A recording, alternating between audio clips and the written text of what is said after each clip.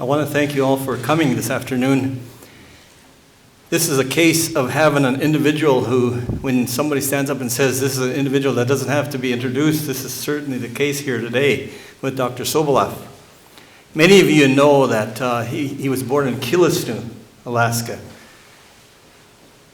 Many of you may not know that Killisnoo, Alaska burned down, and everybody moved to Angoon and were living there for many, many years. So when we talk about Walter, we say he was born in Killisnoo, but he was part of the Angoon community for many years. And I want to, looking around the room, recognize some of the people, not just from Angoon, but from his dog salmon relations. Many of you may know his Klingon name is Kaajaakwtí. And for those of you who don't know, I spent many years with Walter and just enjoyed talking to him.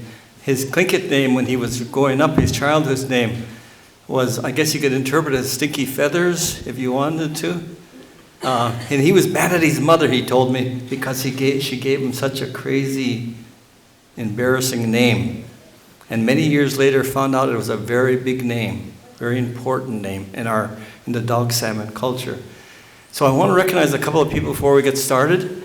From his background, from his hometown, Selena Everson, who was Deshitan from Angoon, and she was part of the Raven side that Walter belongs to.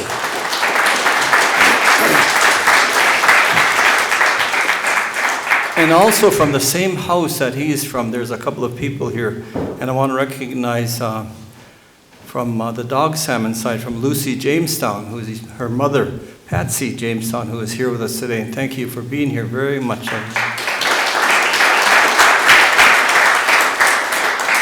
And of course, Donald Gregory, who's sitting right down in front of me. That's from Angoon people too, and his family are there with him.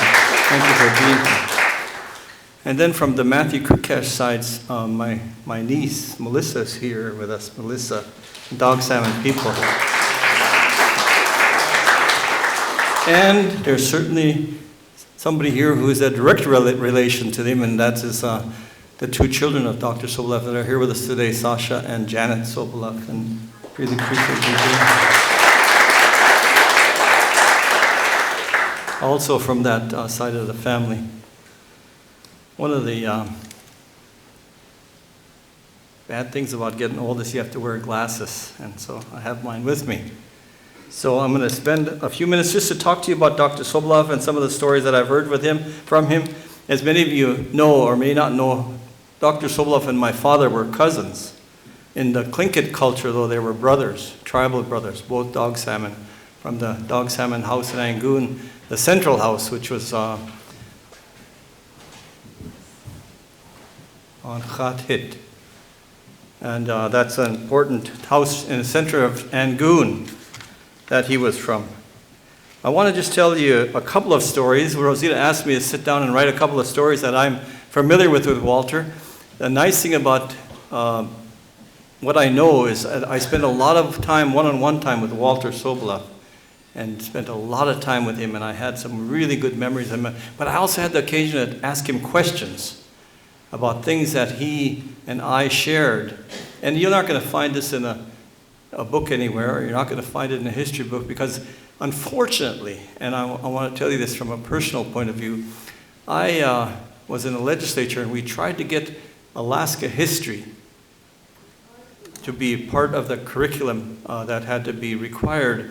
And there were people in the legislature, and I'll say this from a point of view that may be a little bit biased, who didn't want the Alaska history segment adopted because they thought it would include too much Alaska Native history, which was sad because now you can't go to the history books and find anything on Dr. Walter Soboleff or Elizabeth Pradovich or Alaska Native Brotherhood.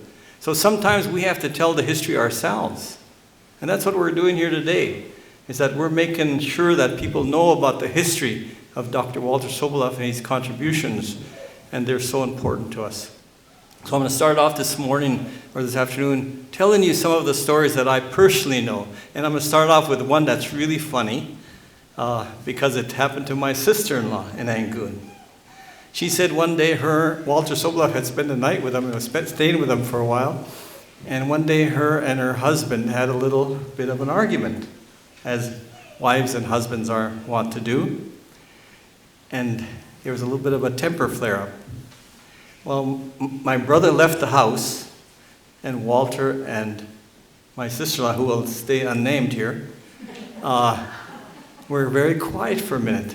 Then Walter got up and walked over to her and said to her, "You should keep your temper, nobody else wants it." And here's another story, just to get you in a proper mood. One day, I told my wife, "Sally, you need to take me to the airplane float. I'm leaving." She said, "Okay." So I got in the car, she drove me down to the airplane float, and I got out, and I walked on the plane, and Walter happened to get off, so she waited for him. I got on the plane and left, and Walter got in the car, and they drove to my house. She got him some tea, and they sat there for a while, and he said to her, "You're awfully quiet today." My wife said, "Yeah, Albert left. I didn't even know he was leaving. I don't know where he's going." There was silence for a while, and Walter leaned over, and his quiet Walter way, and said to her, "Maybe it's none of your business." They laughed for a while, and then she told him, "You're welcome to get on the next plane if you want." They were both dog savants, so they got along very well.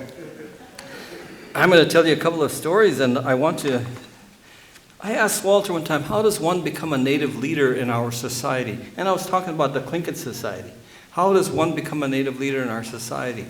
He said to me, envision a pond of water that has no ripples on it, that is very calm. And you're single in our society. Throw a piece of rock into that water, and it doesn't make any ripples. It falls right into that water and doesn't make any ripples. That's you when you're not married and don't have any children or don't have anybody dependent on you.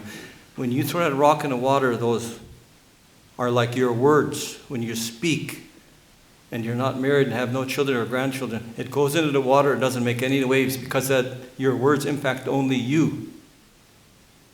But let's say you get married. You marry somebody from the opposite clan. You have children and grandchildren. Now throw that rock into that pond of water and there's ripples. Those are your words. Because now your words don't mean just for you. They impact other people, your children, your grandchildren, your wife. Remember, they are of the opposite clan. You are making children for the opposite clan. The opposite clan has to listen to you. Your wife is of the opposite clan. They have to listen to you. You're an important brother-in-law. They have to listen to you.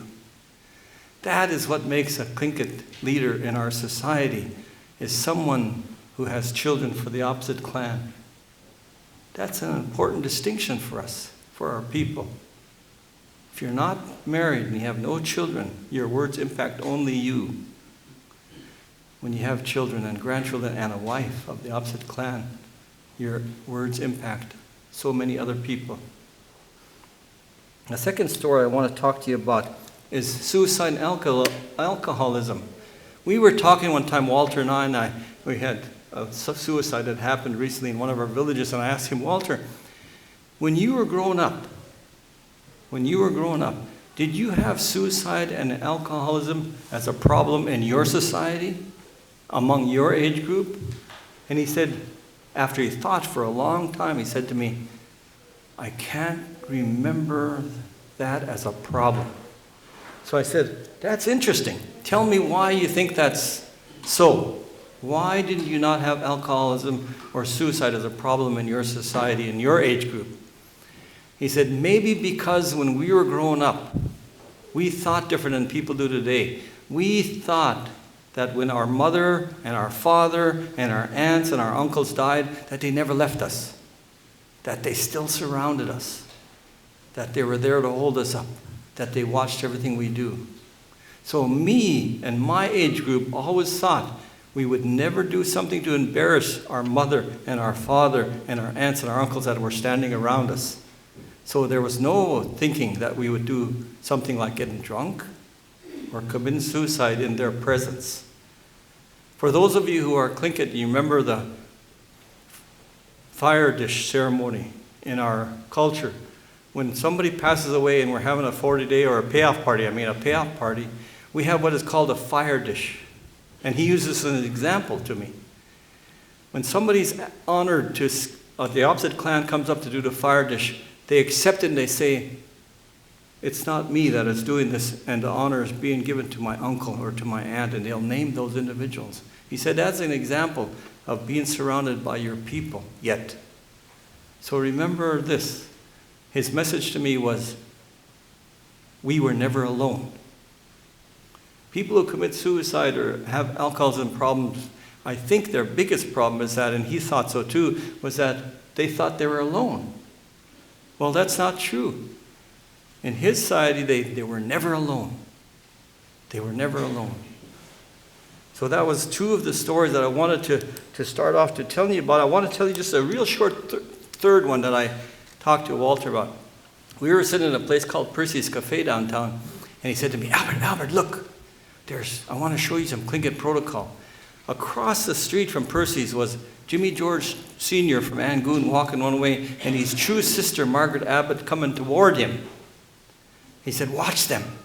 So I watched them. Brother and sister, they walked toward each other, and they looked away from each other and walked past each other. Didn't acknowledge each other. I said, gee, they're brother and sister. How come they didn't at least say hello to each other? He said, because that's the white man way of doing things. In our culture, the highest form of respect was not to look them in the eye, but to look away. Isn't that interesting? That's the kind of stuff I learned from Walter. And that's not the only things that I learned. I remember asking him one time about his wonderful Tlingit speaking. He said, Albert, I grew up, my father was a Russian Orthodox priest. I grew up and my mother spoke Tlingit fluently, but they wanted me not to speak Tlingit because at that time there was this pressure to learn a new society, a new culture. But I had classmates who and playmates who all spoke Tlingit, and that's where I learned from. I also learned, he said, from my grandfather Albert Kukesh in Angoon. I would go hunting with him in the spring. We'd go hunting beaver up inside, and we spend all of our time speaking in Tlingit. And I learned from him. My job when we were hunting together, and we spent weeks up inside in Angoon, I would climb up a tree and I'd watch for beaver to swim toward us, and he would be ready to shoot them. And we always spoke Tlingit. He said, I learned from others than my mother or father. I learned from my playmates and from my grandfather, Albert Kukesh, and Martha Kukesh, my grandmother. He called them his grandparents. Unfortunately, they were my grandparents too. So we had that in common. I want to tell you, because I'm trying to hit three whole different specters of his life. When Walter was moving to Juneau, Alaska, he was graduating from Dubuque University with a degree in divinity. He wrote a letter to a gentleman in Juneau inquiring about a place to rent. His name, of course, was Walter Soboleff. He was writing from Dubuque, Iowa. He wrote a letter and said, I understand you have a place to rent. Is it available, and can I rent it? Got a letter back in the mail that says, yes, it's available for this much dollars a month, and it's available, and you can have it. I'll save it for you. Well, Walter Soboleff, when you think about it, the name is not a Tlingit name. It's a Russian name, and Walter's a very common Russian used name. When Walter came face to face with a gentleman in Juneau, the guy immediately saw that he was Tlingit and told him, I'm sorry, the place is not available to you. I would have got mad, and I'm sure some of you would have got mad. I asked Walter, what did you say to him? He said, I'm sorry to have bothered you. That was Walter's response.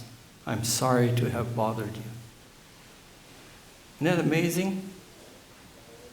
So I've got many stories of Walter, and I don't want to tell them all to you today, but I wanted to give you a flavor of the man, of the different aspects of life that he felt. And Clarence Jackson and I spent a lot of time with him, and he had a wonderful sense of humor. I'm going to end this by telling you a story that Walter told me that has cultural implications, but also some of the humor. It seems there was this lady from Hoona, and I'm going to say Hoona because that's what he told me, who had a man from Hoona who had a wife who passed away. And because he believed in the culture, Walter said, this man knew that if he waited long enough, the clan would step forward with another wife for him, either a sister or another unmarried woman from the same clan as his former wife who had passed away. So he waited, and after a time, certainly the clan came forward with another wife for him. So he got married again. On Memorial Day, they went to the graveyard and started to clean family graves. And they cleaned the former wife's grave, the one who had passed away, his first wife.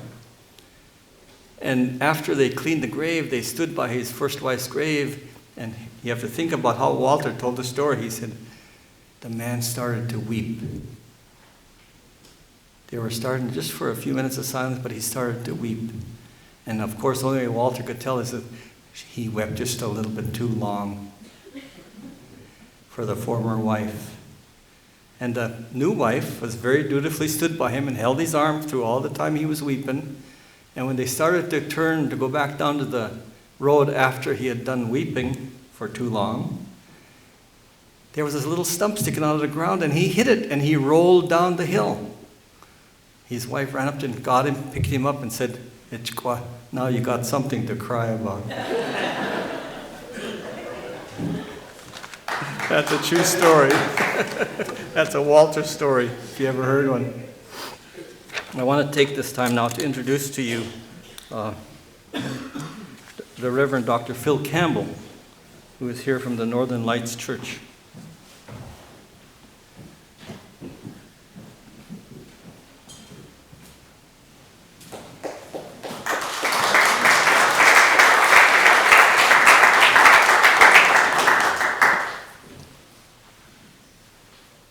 Good afternoon. Thank you. It is just such an honor for me to be here, not only in the Akwán, but among the people of Angoon, and in this beautiful building named for Dr. Soboleff.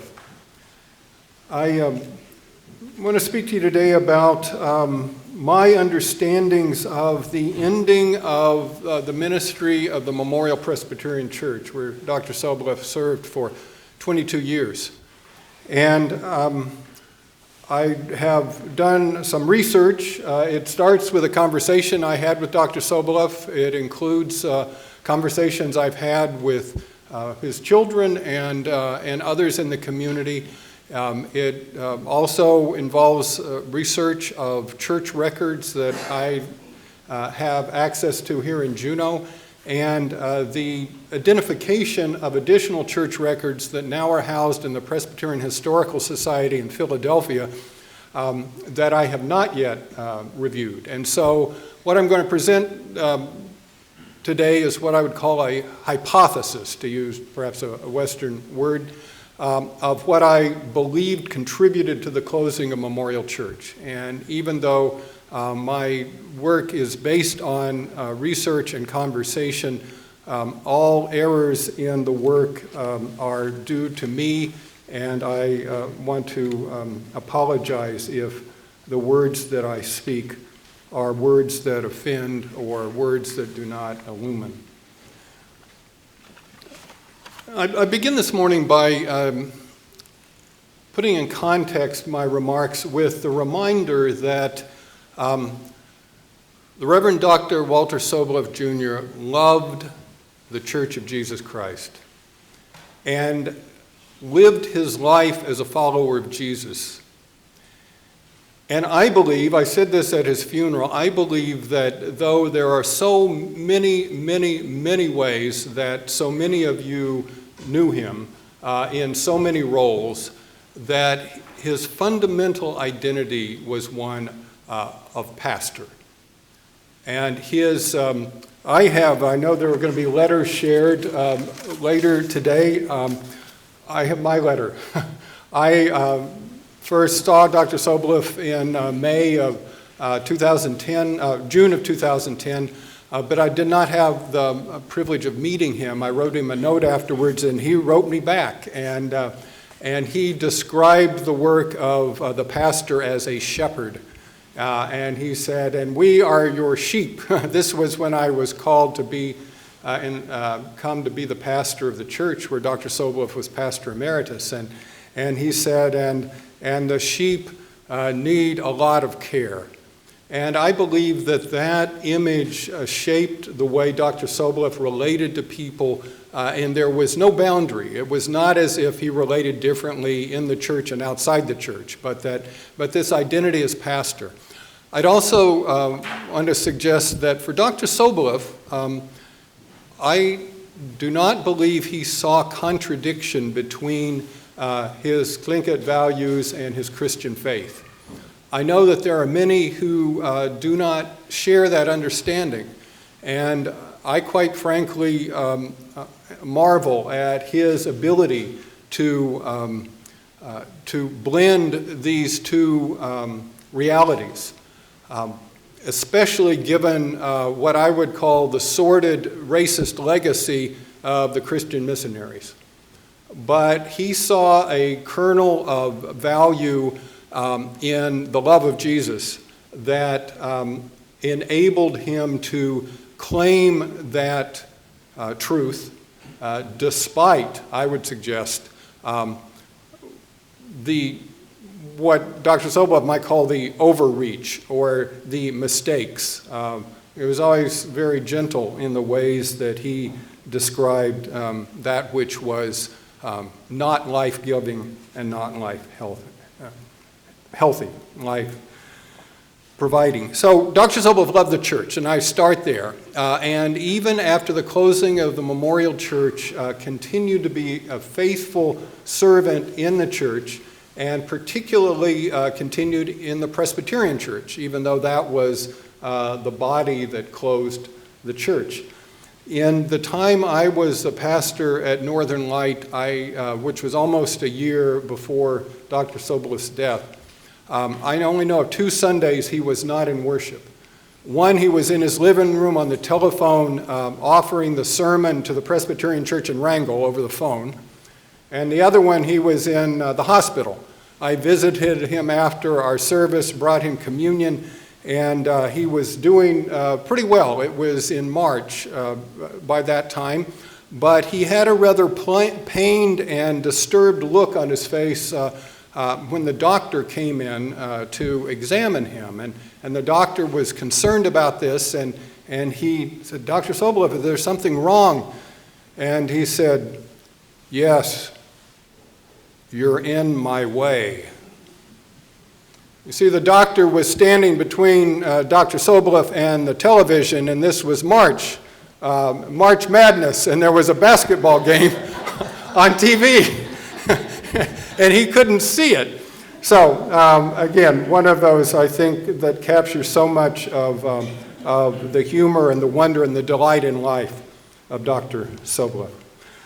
I spoke with Dr. Soboleff once that I remember about the closing of the Memorial Church. I asked him about this, and what I remember him telling me is consistent with what I've read elsewhere, and that is that he said, "I do not know why they closed the church, but church officials came in to a church session meeting and told us the church will close.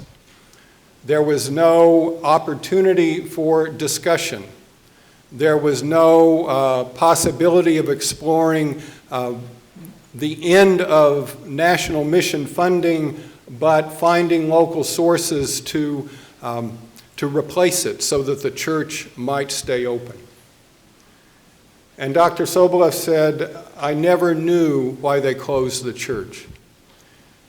And as I heard him tell me about this, and we were standing in his living room, and I looked at Dr. Soboleff, and I experienced not bitterness, not anger, but deep and abiding pain and sorrow.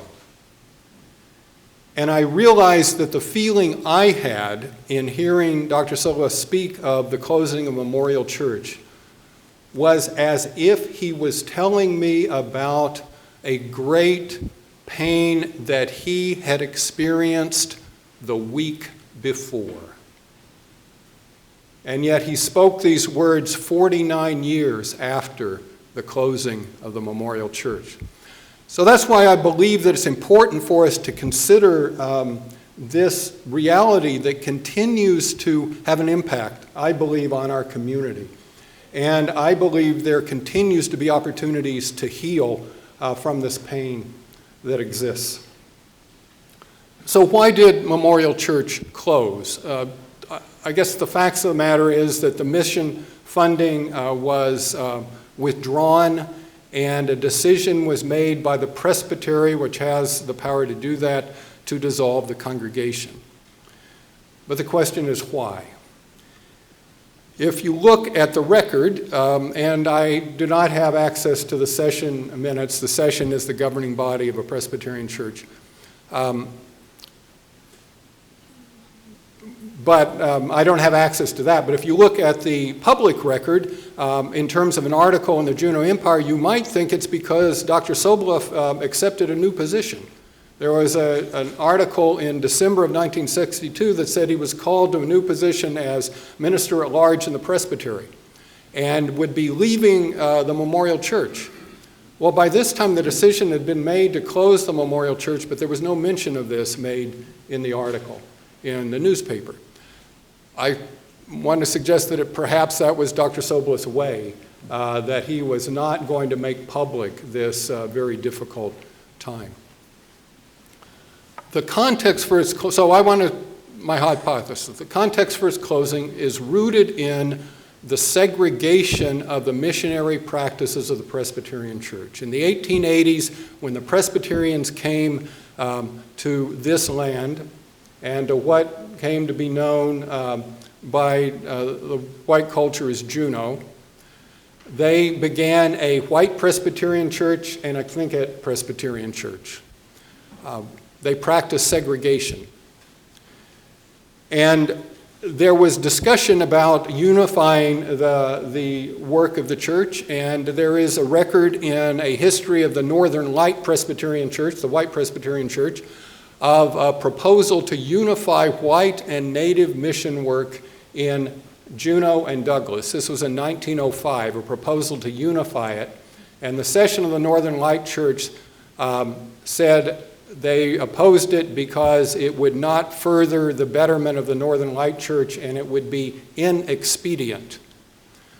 So there was the foundation of the missionary work was rooted in the assumption of white Christianity being superior and there being a necessity between Tlingit worshipers and white worshipers worshiping separately. That's the history. If you fast forward to the latter half of the past century, what you will find are some changes in the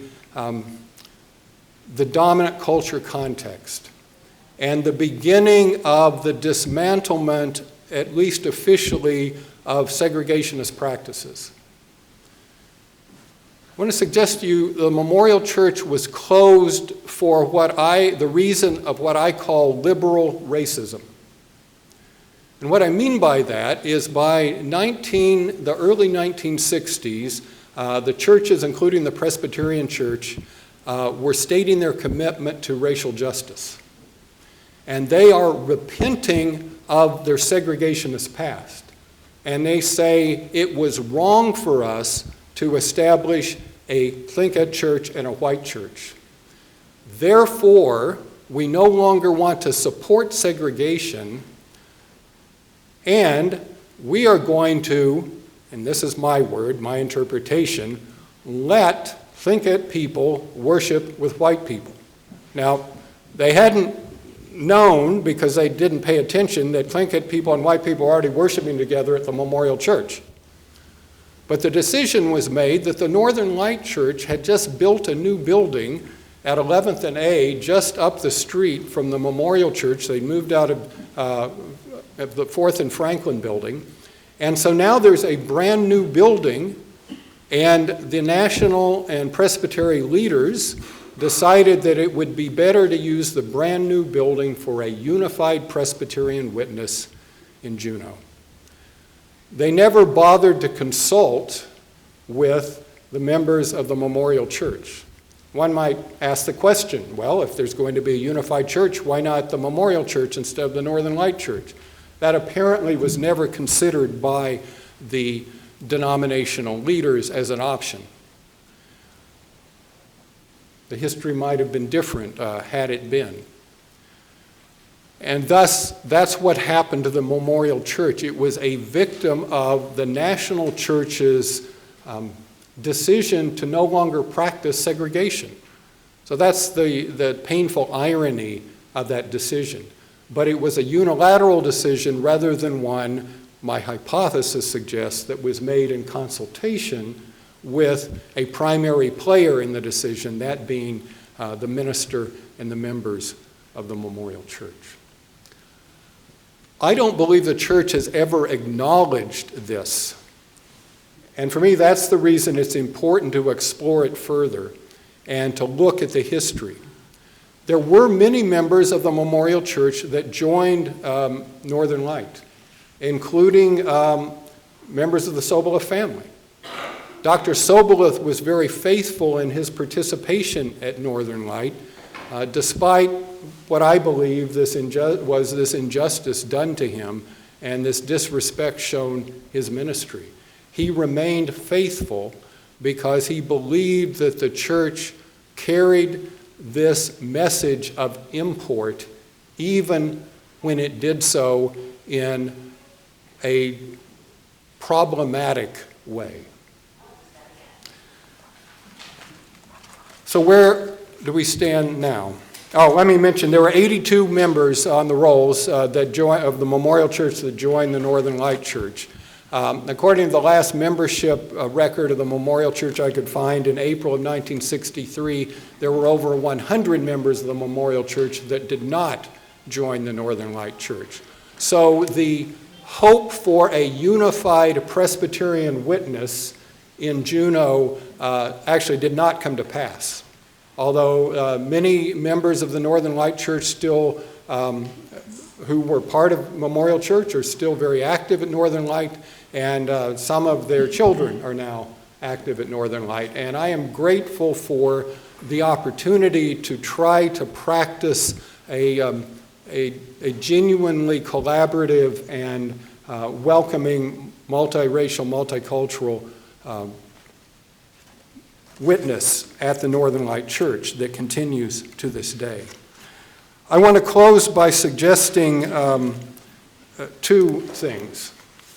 And one is that as I thought of what Dr. Soboleff did after the closing of the Memorial Church, I want to say that there is absolutely no justification for the ending of his ministry and for what happened next by church edict.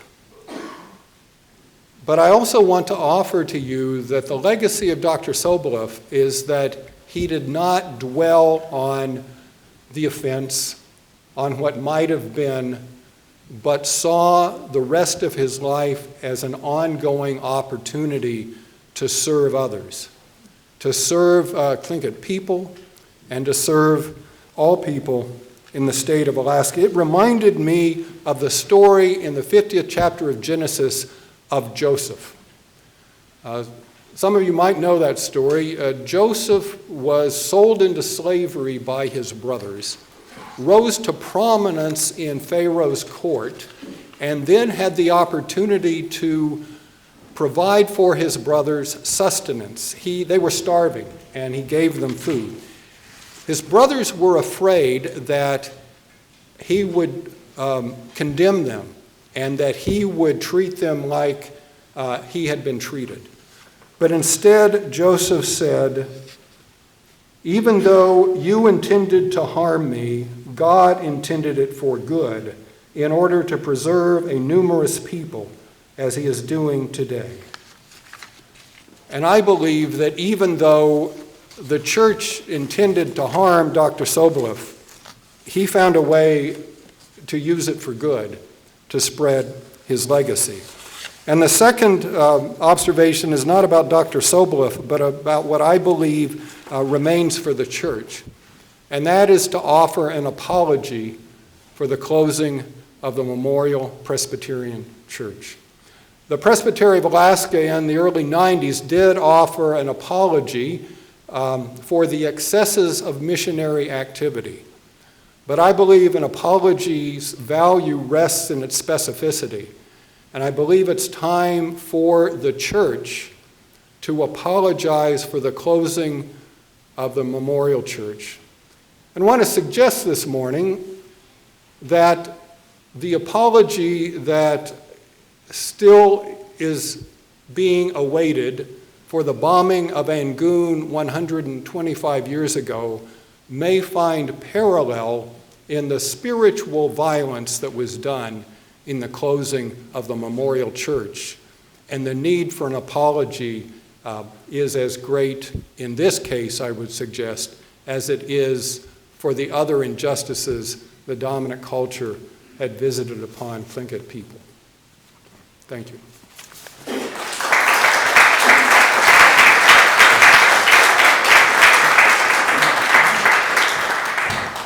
Certainly, that was very gracious, and we really appreciate the consideration of an apology. But I want to tell you just a minute about my discussion with Dr. Soboleff about that church, because I know he's going to say the right things to people. He's going to be kind, and that's his nature. But I want to tell you what he told me, and I don't want to bring any more flame to this fire, but I think it ought to be told.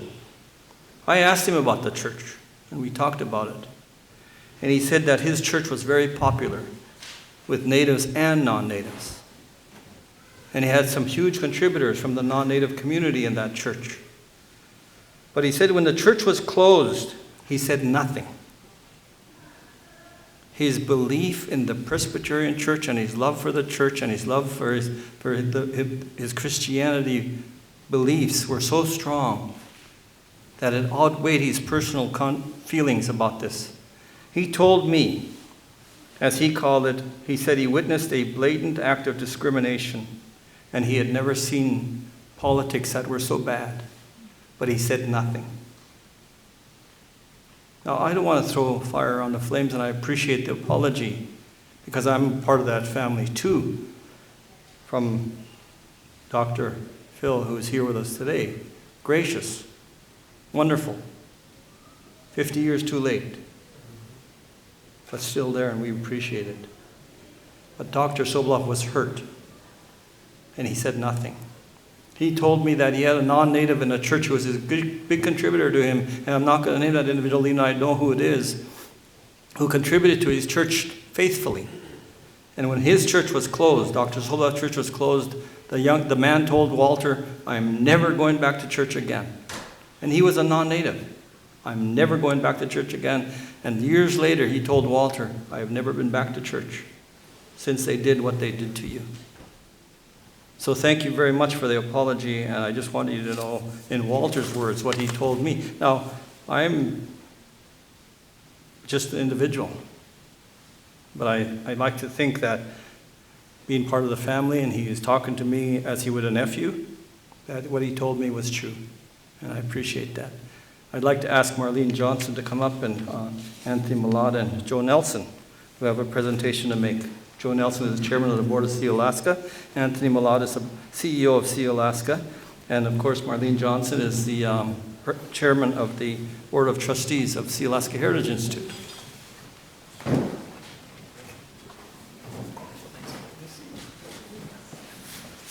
Good afternoon. I want to thank everybody for weathering the blustery weather to participate in this with us today. And just as Albert was closing up there, I heard some of my ripples out there in the hallway, so it made me a little bit excited for the closing of this event today, or the young folks that are going to wrap this event today. But I think this is a fitting place to do this. This building is a powerful spot in this tough town that we're talking about some of that history today. But first, I need to do this, and it's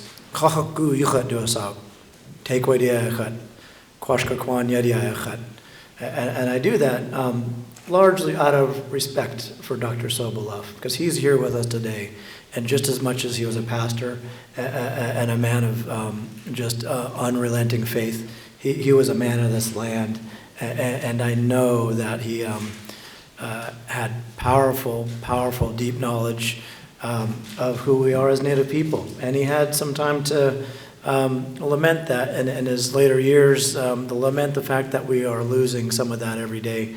And I had the benefit of having a fair amount of quality time with Walter, and as I opened up one of my letters this morning, he addressed it to Kaajaakwtí, and that's my Tlingit name. And he knew my father, who died in the 70s, but he was good friends with my father, who was on the Raven side. And actually, the quick story here, and I didn't bring it into the building, the letter, I keep that letter.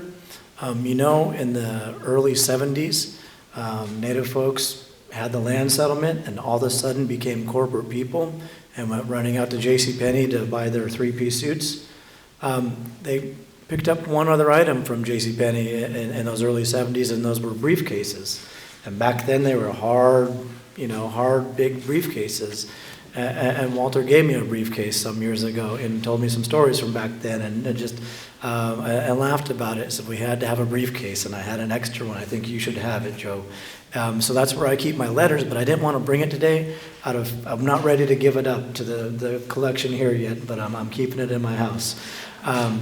But with that, I also believe that Walter's very much here today with us, because for me, it's largely his compassion, his humility, and his sense of service that we all try to carry, most of us that know him well, and take that to heart and do what we can to follow in his lead. And he was a man of huge compassion and very humble, and had a huge commitment to service, and impacted many of us through many, many different organizations. And this item here, what we're doing here, this building is new. And the building across the way was constructed in the 70s, and it looks like it was constructed in the 70s.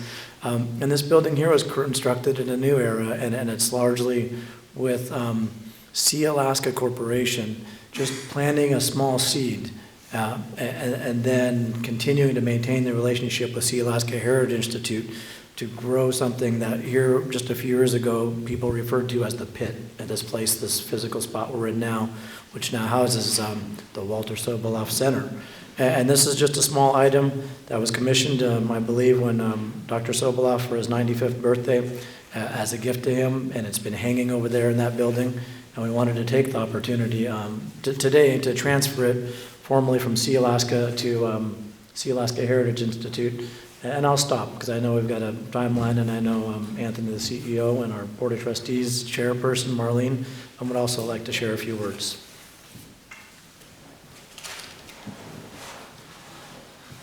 Kaajaakwtí Chak Kaajaakwtí Kaajaakwtí Ayachet Kaajaakwtí Yéil Ayachet Koyakan Athabaskan Dashchen Ayachet. My name is Anthony Malott. My Tlingit name is Gunnock. This is just a small indication of what Dr. Soboleff meant to Sealaska. This was the only individual portrait of any leader that we had in the Sealaska building. We held it in high esteem. For our employees, it was an opportunity to remember his leadership, his values, his cultural knowledge, and most importantly, his want to improve the lives of our people. Now that we have, as our chair, Joe Nelson, mentioned, this amazing building right across the street from us, which will be a greater opportunity to remember everything positive about Dr. Soboleff. We believe that transferring this picture to this building for more individuals from around the world to see him and to learn about him, to learn about this great man, it was the right thing to do to transfer this portrait. Sealaska wants to create success by living our values. We think that's the only way forward for Sealaska. We have Dr. Soboleff to thank. He showed the world what you can achieve when you live your values. He took the power of values, the power of kindness, and the power of caring to improve people's lives. And it's recognized in this room and by anybody you ask in this town. I think the fact that we have a building like this, that we have Dr. Walter Soboleff Day in Alaska, that we have people that are willing to share their stories about him. He's going to continue to touch people's lives. And I think there's some responsibility for all of us here to carry forward his legacy. You know, maybe not all of your nephews or your cousins or your children are able to attend events like this, but you yourselves can spread this message. You can spread the message of his legacy. Speak to others of the power of values and kindness and caring, and we can carry forward we can carry his legacy forward together. And I thank you all for attending. Gunik Chiish.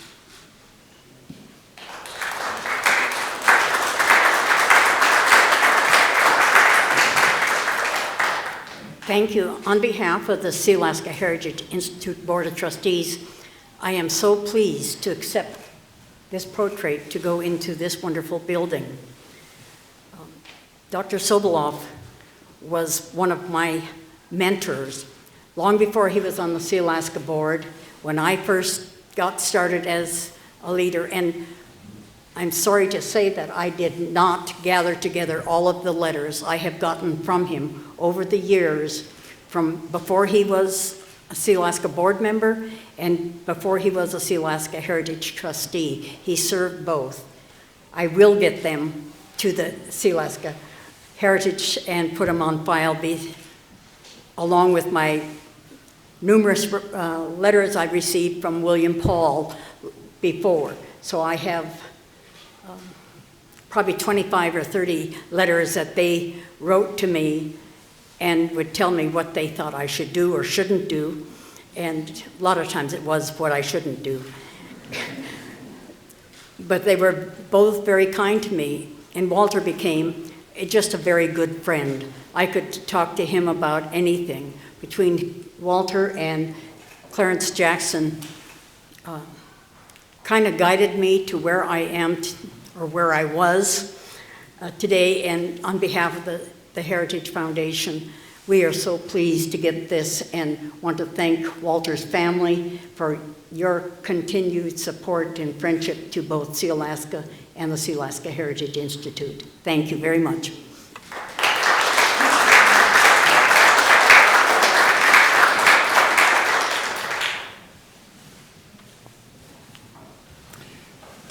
One of the pleas we want to make to a lot of people who are here who will see this later is that we'd like Sealaska Heritage Foundation, not we, but Sealaska Heritage Foundation would like to get copies of letters that some of you may have in your collections, and you could find them. Sealaska Heritage would make a copy of them and give them back, the original back to you, but just for the purpose of collecting them, we'd like to do that. We have 3 letters today that people have given us, and we'd like to have Melissa come up and read them for us, just so you get a flavor of some of the letters and what he did in writing to some people. Melissa?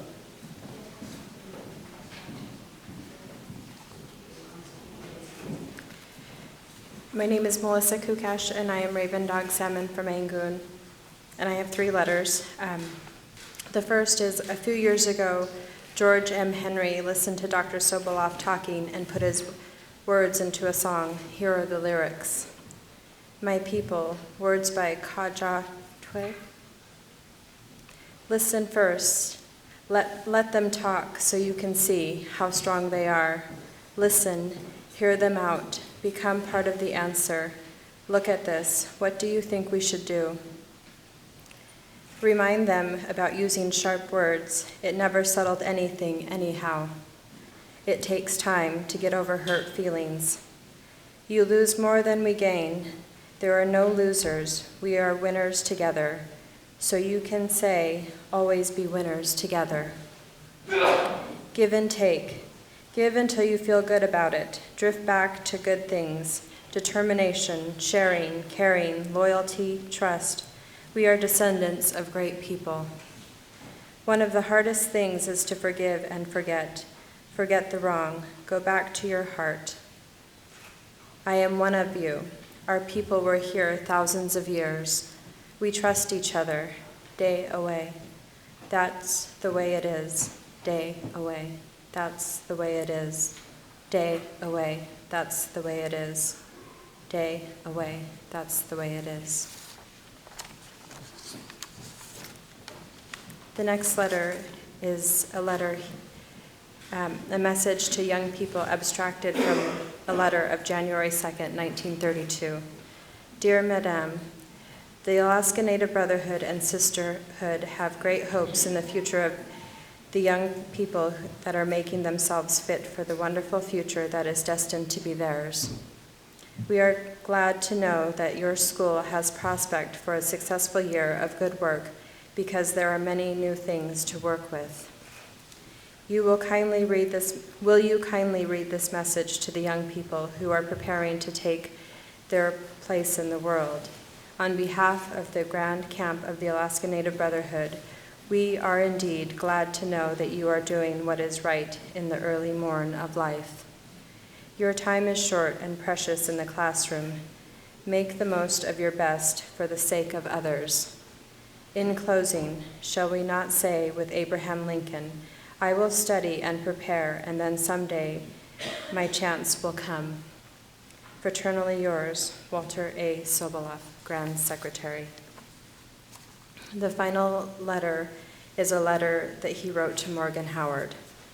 Dear Mr. Howard, your sailing ship carries you upon the highly competitive free enterprise seas and sail well. It is my pleasure to offer commendations to be elected as Kaajaakwtí's Corporation Board. You are outstanding in areas of communication. I have noted your name in several productions. We respect and congratulate you in success and furthermore as a model for our young people. Sincerely, Walter A. Soboleff.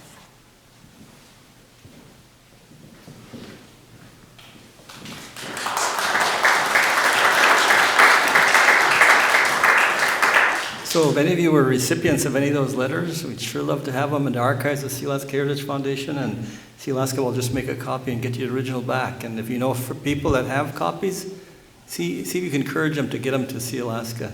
I'd like to call Janet Burke up to say some comments on behalf of the family, or whoever. I see Sasha has been joined by Ross, and certainly they're all welcome to come up.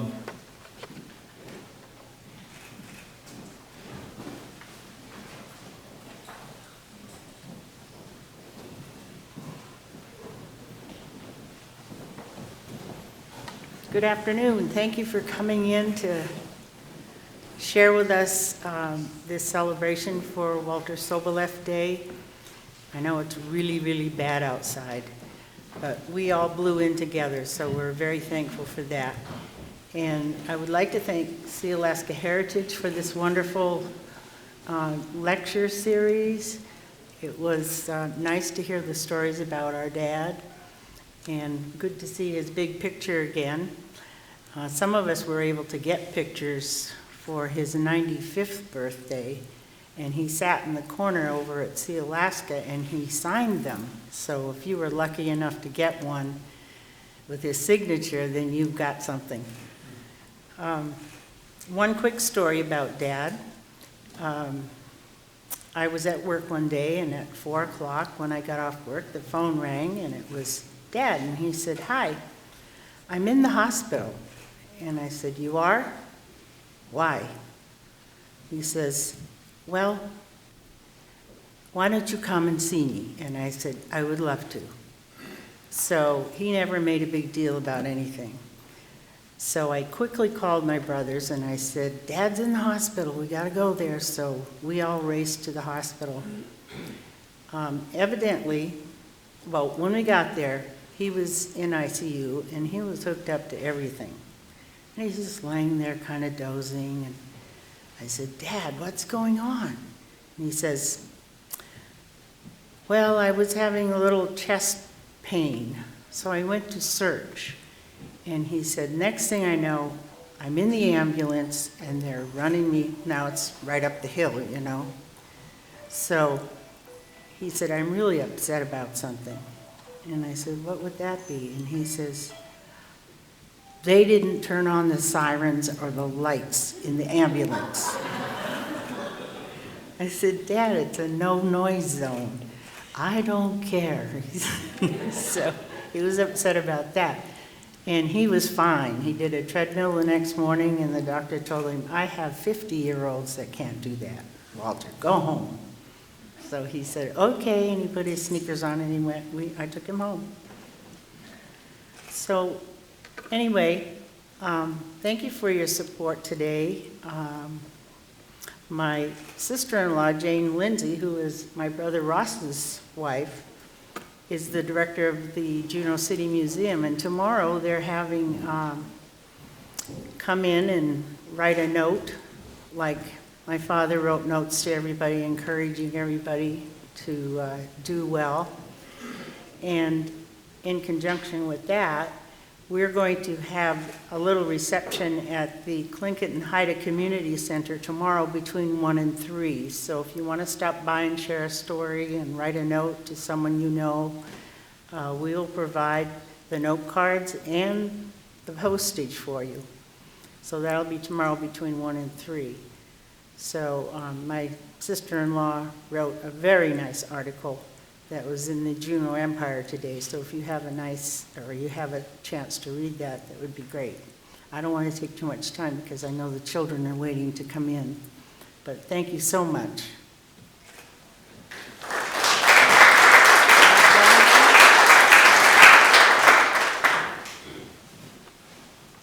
Thank you. I hope it's okay. You said to bring letters, and I brought a couple, and I'd just like to read them. They're short. This first letter is from my dad. It's dated March 8, 2011. He always wrote a date on things.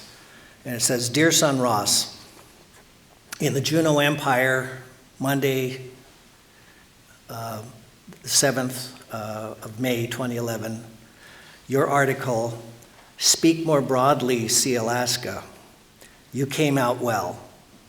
Many of us applaud the article. Very good, Dad. And the second one I wanted to read parts of was when Clarence Jackson, his dear friend was, and a dear friend to everybody here and to you, was nominated for an honorary doctorate at the university. My dad put in a letter of support, and he handwrote it and sent it to me and wanted me to help him with it. And of course, I could only do two things.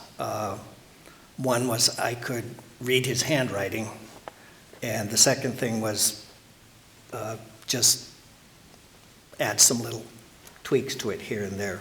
But he said, Mr. Clarence Jackson, Kaajaakwtí, has been nominated for an honorary Doctor of Laws degree. I have known Mr. Jackson for over 70 years. He was taught Tlingit culture and the language by the late Pooch Ish, a grandfather. He was a model for youth, past president and official of the Tlingit Haida Central Council. He served as the CEO for Kaajaakwtí Tribal Corporation, currently serving on the Sealaska Corporation Board and trustee of the Sealaska Heritage Institute. Mr. Jackson is held in high esteem, and it is my pleasure to endorse him as a worthy candidate for either Doctor of Humanities or Doctor of Laws. Sincerely, Walter A. Soboleff. So these are my two contributions, and just to read him, he wrote the way he spoke, and so to read his words kind of come across like that, and I thank you for this opportunity.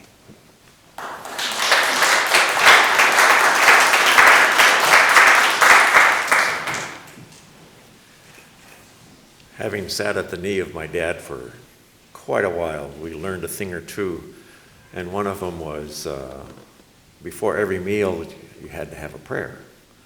And at one time he said, okay, let us pray, and the expectation was someone was to say a prayer, and it was real quiet. So Dad said, okay. he prayed for the governor and his cabinet by name, for the senators and representatives and their staffs by name, for the congressional representatives and their staffs and families by name, for all the fishermen who are on the fishing grounds in their boats and their captains by name. And we could hear my brother in the background going, well, that ended the prayer. And so the next night, when there was a time to give a prayer, boy, hands went up right away. The last story is something he counseled all of us who speak in public to be sharp and clear with what you say. And I had often asked, what led you to that belief, Dad? And he said, well, you have a message to give, and if you tend to go overboard and continue to deliver the message, some will get it, and others will wake up greatly refreshed. Thank you so much for your opportunity in celebrating our dad's birthday, our dad's Walter Soboleff Day, and each and every kind thing that you can do will promulgate his memory. And we are so gracious in being able to say to you that his legacy is a legacy of a man who believed in his Lord Jesus Christ and the church that he stood for, and that we are the deliverers of that message in our lives today. That's Walter Soboleff. Goodness, cheese.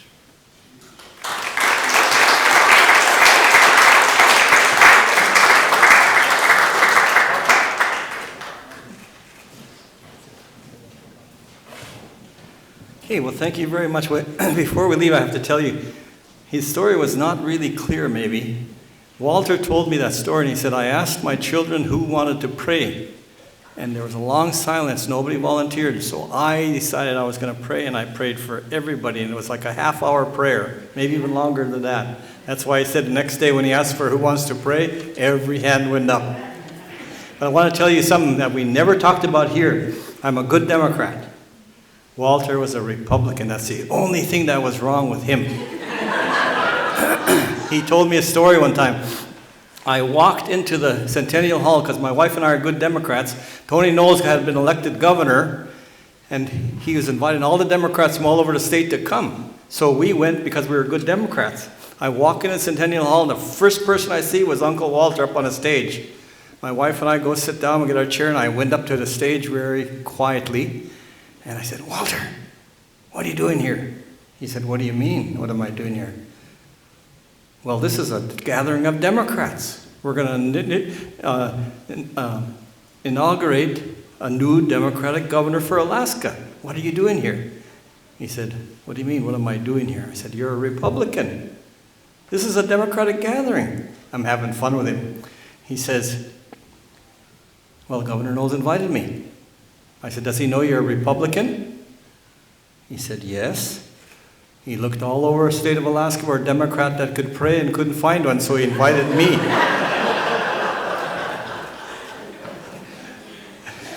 So on behalf of all of us, thank you for being here today.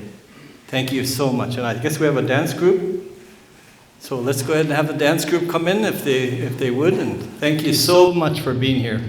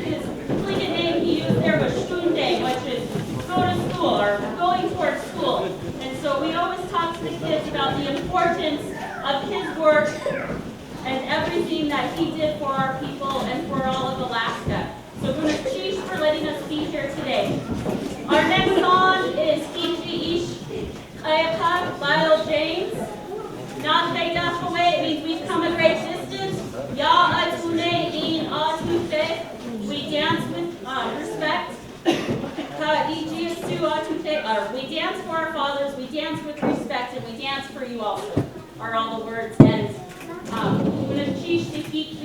for composing this song and giving us permission to sing it for you guys today.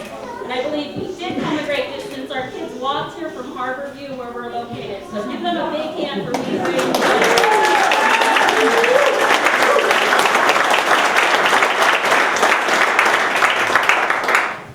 So friends, we're going to stay right kind of where you are. It's a little smaller than when we practice, and so we don't want any friends to fall. So stay in this area. Yangewene?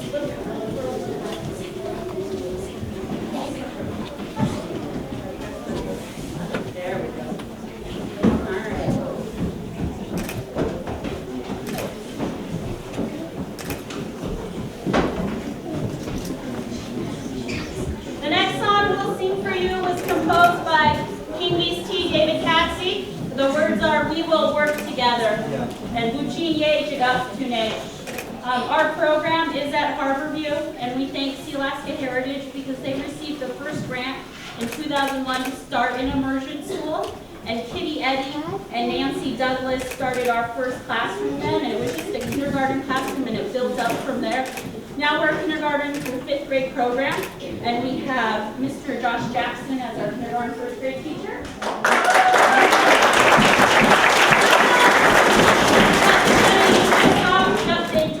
He's from Puna, grew up in Cape though, and we have 2nd, 3rd grade teacher Rocky Eddy, Yana Shoko.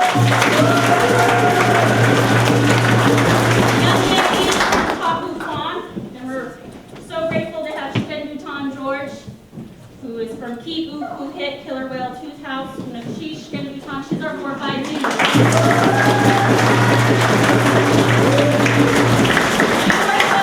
I teach with Selena Everson daily. Segu Yuchat Tuasak. My Tlingit name is Segu. My English name is Jessica Chester. I'm Druk Mechadi. I'm from the Coho clan in Gunapupan, Driveway. And we're honored to have Kasei come in, Selena Everson, sheesh, every day. And she comes in and helps me teach Tlingit to the kids. We're also very honored to have Kaajaakwtí, Irene Caliente, and Shamu Katie, Lillian Austin. Give me a minute to remember her English name. She comes in, they come in on Monday with King DC David Kaajaakwtí and help teach the children on Monday. So we're going to teach to our elders who are funded by Gold Belt Heritage. So we're going to teach to Gold Belt Heritage. Let's go ahead and we'll do Muchin Yéil Kaajaakwtí. Good.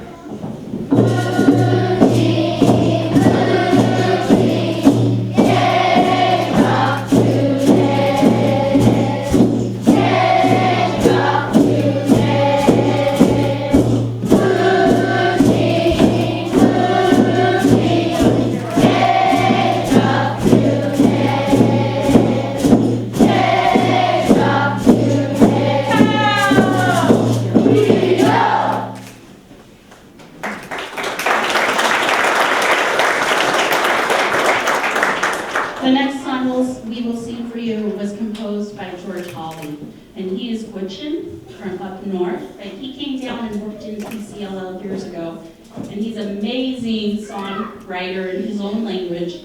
And he composed the song, it's Kaajaakwtí, respect. Grandma, Grandpa, you are in my heart. So we're going to teach to George Hawley.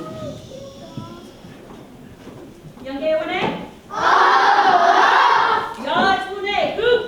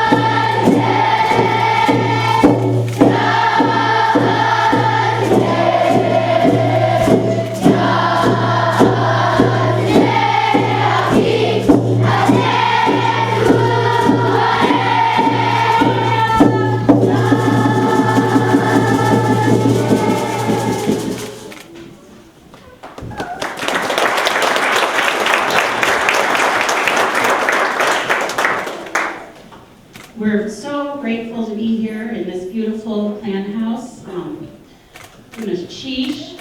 There's another person, a couple more people I wanted to say thank you to that help our program.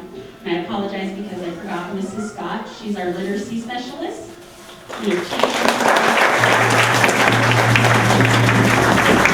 we have our own Indian Studies Para, our cultural specialist, and that's Miss Patty McNeil.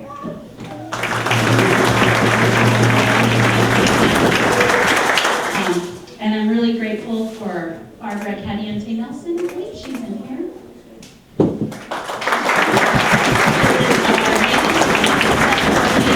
of our administrators for our program. We are TCLL, the Tlingit Culture, Language, and Literacy program. And we are at Harborview, and our Harborview principal is here today. He's an amazing man, Mr. McKenna. Tom McKenna, going to teach for joining us. And I need to say thank you to Tlingit and Haida. Tlingit and Haida is always there for us, and we have Milani Rodriguez. They are two of our moms of the program, and they are amazing. They work for Tlingit and Haida, but they're always in the classrooms. They're always asking, what do you need? They're always saying, I can find help at Tlingit and Haida. So we just went shopping, I believe, on Monday night, and we bought lots and lots of snacks. So Tlingit and Haida feeds us, they take care of us, and so we couldn't do what we do without support from Tlingit and Haida, our Gold Belt Heritage, our being started by Sealaska Heritage. So we're going to change. I feel like I'm forgetting someone.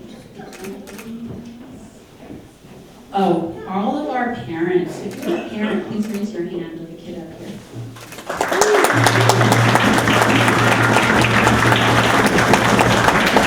We are an optional program in the district. That means if you live outside of the Harborview boundaries, you can sign your child up to be in our program, but you have to drive them there every day. You have to pick them up every day or arrange for transportation or someone to watch them. So it is definitely a choice our parents make, and it is definitely, I feel so grateful for the parents we have. So we're going to teach to our parents. We're going to exit on another Dosh Jenny song. We entered in on Dosh Jenny's, on Suhede, which was words by George Davis, Deishi Tan. Again, we will open that box, the container of wisdom that was left in our care. And we did the outside song of Doc Jenny that she wrote in Sitka at an immersion camp that was funded by Sealaska Heritage back in 2003, I believe. And she was canoeing with her friends outside of Sitka. And that's where they made the song up, or they composed the song there. So this song she composed, I believe, with George Holly when she was the Gastineau, when there was the Gastineau Tlingit dancers, their school group. So, and it's just a chant. The kids love to sing it. We're so grateful to be here. So we're going to sheesh and then exit now.